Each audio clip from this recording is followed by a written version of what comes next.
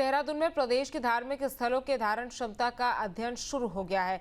निजी एजेंसी भी इस अध्ययन में सहयोग करेगी। 1 महीने में रिपोर्ट तैयार होगी। इस बारे में पर्यटन सचिव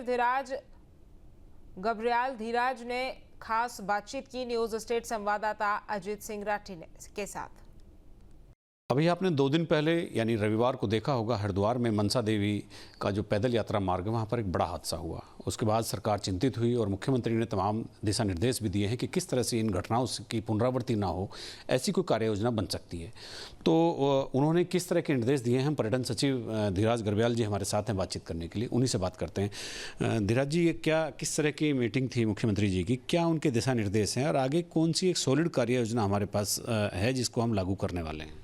इसमें देखिए, इसमें तो ये निर्देश हमें माननीय मुख्यमंत्री जी के मिले हैं कि सबसे पहले ऐसे धार्मिक स्थलों का हम चिन्हीकरण करें जिसमें बहुत ज़्यादा तीर्थाटकों का आवागमन है, और उनके चिन्हीकरण के बाद जो जितने भी वहाँ पे एंट्री एग्ज़िट सर्कुलेशन प्लान हम लोगों ने उसका बनाना है।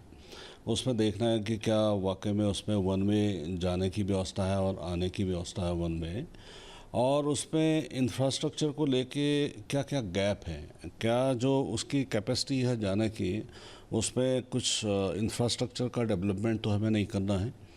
और पार्किंग्स को हम लोगों ने देखना है कि पार्किंग वाकई में सफिशिएंट है या नहीं है, और पार्किंग्स में भी कितनी बढ़ोतरी की ज़रूरत है। इन सारे बिंदुओं पे असेसमेंट हम लोगों ने करना है, और साथ ही साथ आपदा की स्थिति में क्या प्लान हमारा एग्ज़िट प्लान हो सकता है कि कब हम किस समय किस ट्रैफिक के मूवमेंट को रोकेंगे। ये सारी एसओपी जो है उसको ये तैयारी होनी है।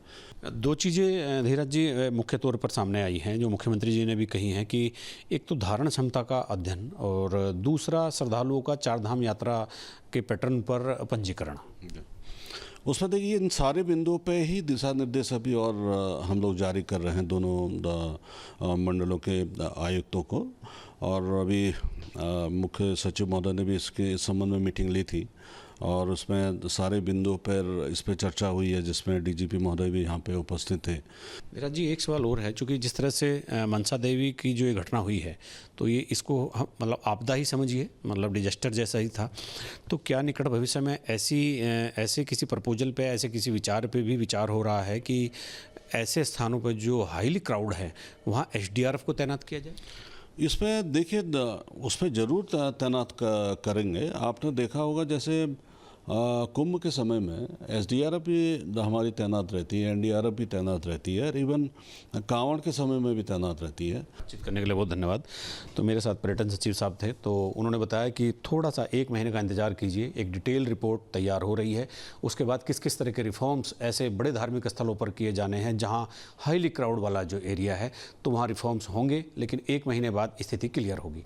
अपने सहयोग कैमरामैन सोनी कुमार के साथ न्यूज स्टेट के लिए देहरादून से अजीत सिंह राठी। जहाँ भक्ति है हर शब्द में, कथाओं में छिपे हैं दिव्य रहस्य, और ज्योतिष देता है जीवन को दिशा। धर्म से जुड़ी हर बातों को जानने के लिए हमारे चैनल स्तुति को सब्सक्राइब करें।